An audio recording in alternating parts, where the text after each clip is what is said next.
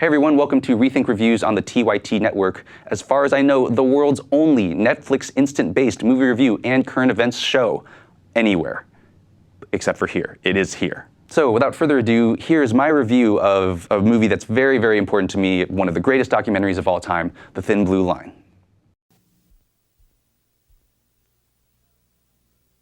The morning news in Dallas County stated that I had signed a confession, that I had confessed to the killing of Robert Wood, that this and that, and they had their killer and they were ready to go with it.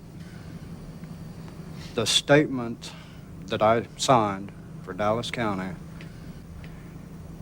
was never, and never would have been, anything as a confession, quote, but yet they labeled it as such. Of course, I couldn't dispute this because I didn't even know about it.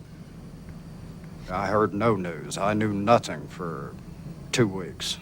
They kept me completely away from everybody. When a Florida jury found Casey Anthony not guilty of murdering her 2-year-old daughter Kaylee, a great cry went up from the American public that hadn't been heard since the O.J. Simpson verdict in 1995.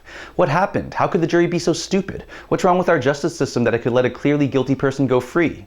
But if the Anthony verdict made you mad, you should be even more troubled when our justice system does the opposite, and not only convicts someone of a crime they didn't commit, but sentences them to death for it. This is what happened to Randall Adams, who was convicted of killing a police officer in Texas in 1976.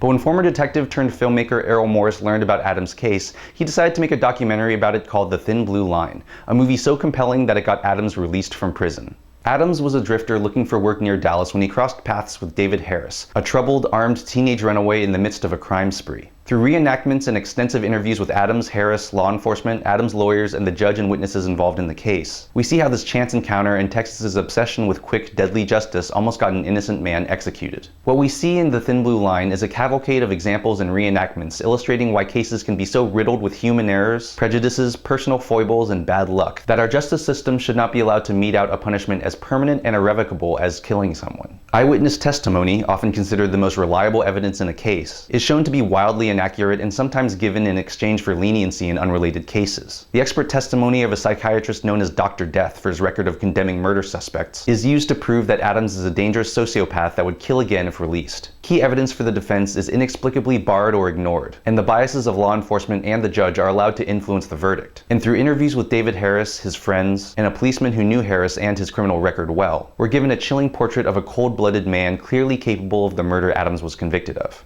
If you still support the death penalty despite the over 130 inmates who later had their death row convictions overturned, The Thin Blue Line should shake your belief to its core with its meticulous deconstruction of how a state and a culture can become so obsessed with delivering harsh, frontier-style justice that it prioritizes the desire to punish over questions of guilt or innocence. It amazes me how Republicans can claim that our government can't do anything well, yet demands that it be the ultimate arbiter in matters of life or death, whether it be capital punishment or going to war.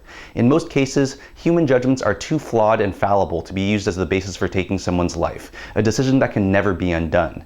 And with a thorough debunking of the myths that the death penalty saves money and deters crime, it's time that America joins the rest of the industrialized world and abolishes the death penalty for good.